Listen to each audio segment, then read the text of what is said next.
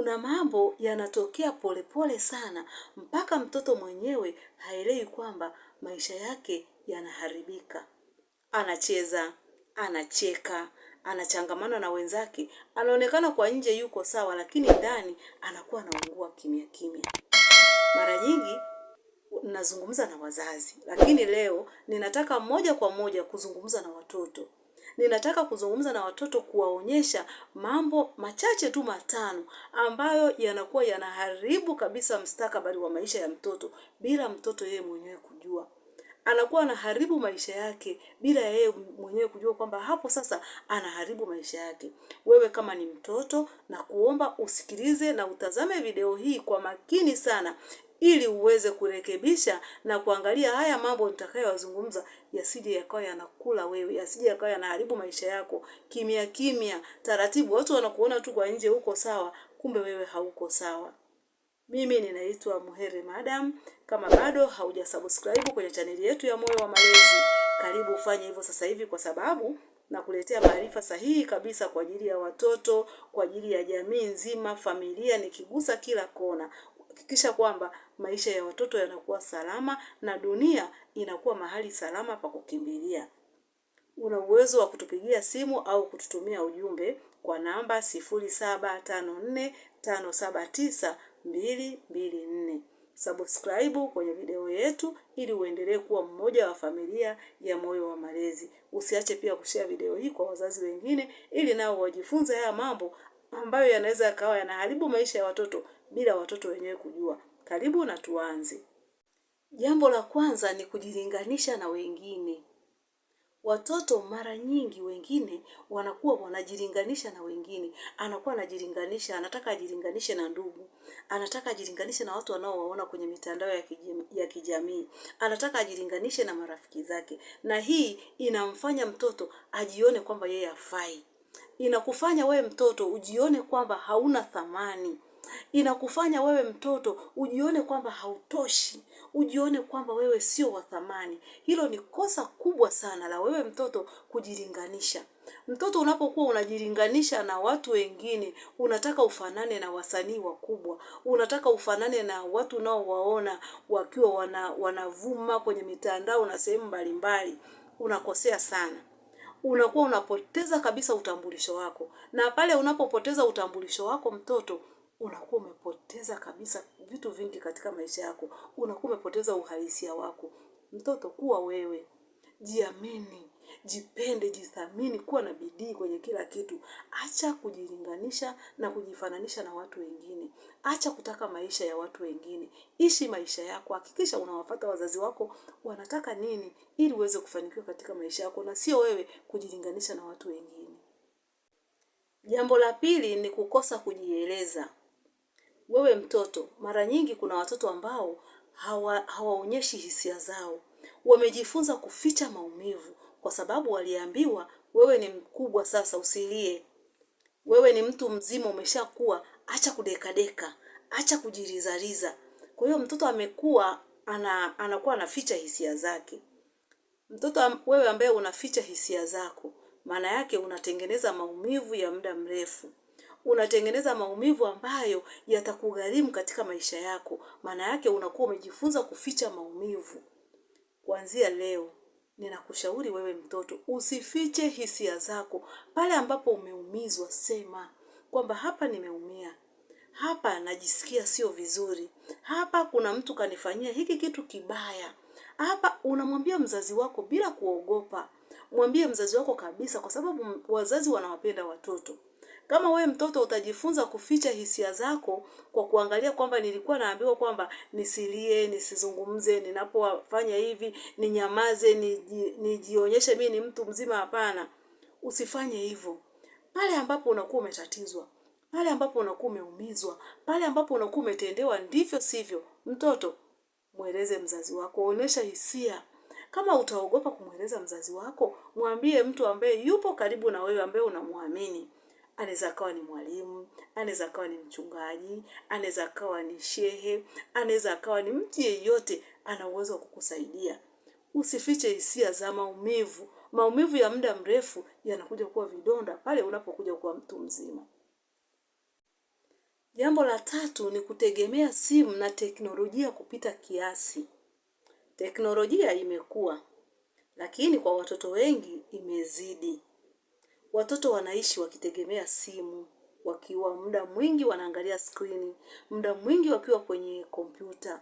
Yaani unakuta mara nyingi mtoto anategemea simu kupita kiasi. Wewe mtoto ambaye unategemea simu, unakaa kwenye simu muda mrefu, unakaa kwenye skrini muda mrefu, unaharibu maisha yako, kwa sababu unapokuwa unaangalia simu muda mrefu, unaangalia skrini muda mrefu, ni wewe na kompyuta, wewe na simu, wewe na skrini.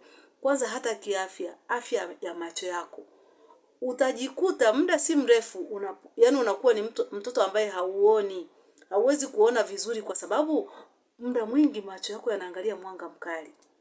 Na wakati mwingine unapokuwa unategemea simu, unapokuwa unategemea kompyuta tu, unapokuwa unategemea skrini kuangalia muda mrefu, unapoteza teknolojia ambayo ni ile ambayo ungeweza kuitengeneza. Ubunifu wako unapotea.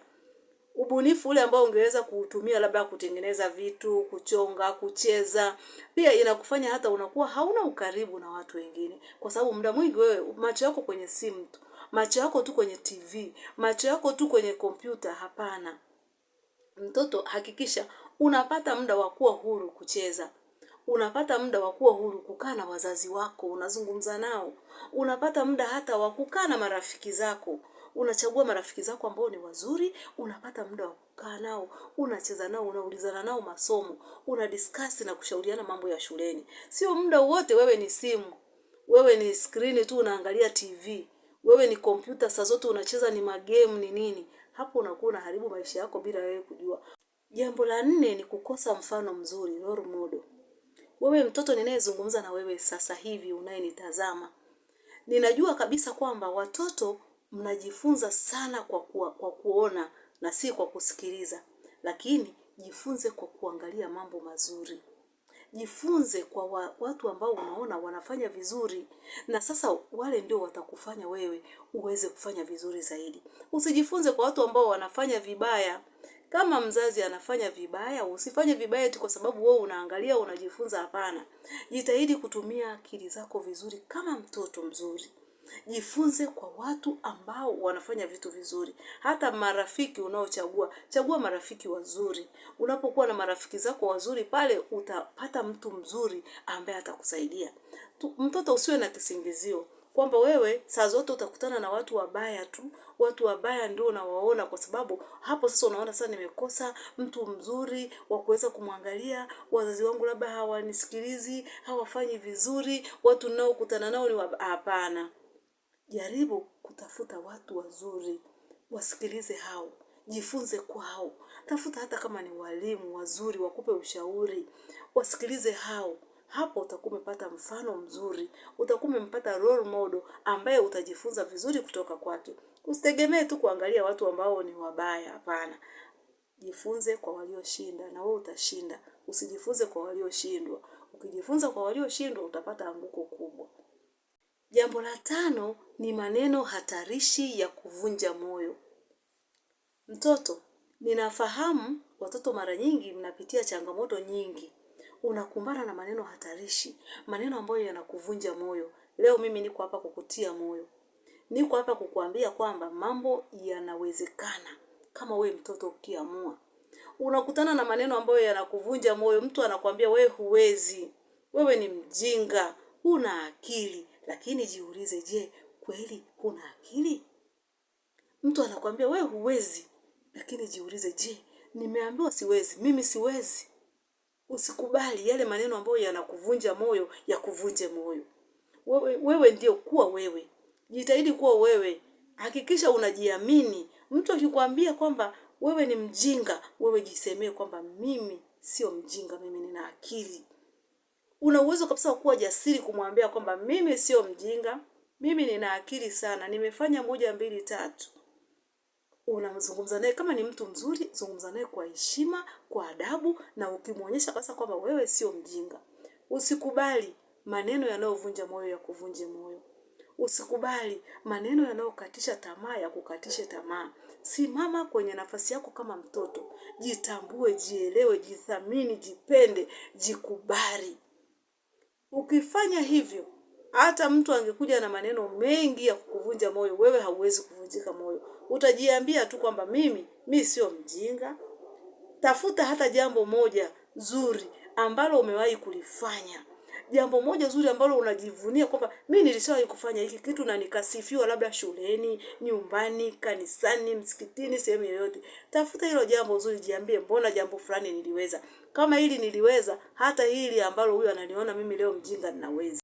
Watoto wapendwa, mtoto mpendwa, kuna mambo katika maisha mengi tu ambayo yanaharibu maisha yako kimya kimya bila ya wewe mwenyewe kujua. Lakini kuanzia leo hakikisha unatambua mambo mbalimbali ambayo unaona kabisa ni hatari katika maisha yako, uyaepuke. Unapokuwa unayaepuka mambo ambayo yanaharibu maisha yako, unakuwa tayari unatengeneza maisha yako mazuri ya baadaye. Usikubali kuharibu maisha yako. Usikubali kuvunjika moyo. Usikubali kuonekana wewe ni kitu ambacho sio cha thamani. Jitambue, jielewe, jithamini, jikubali.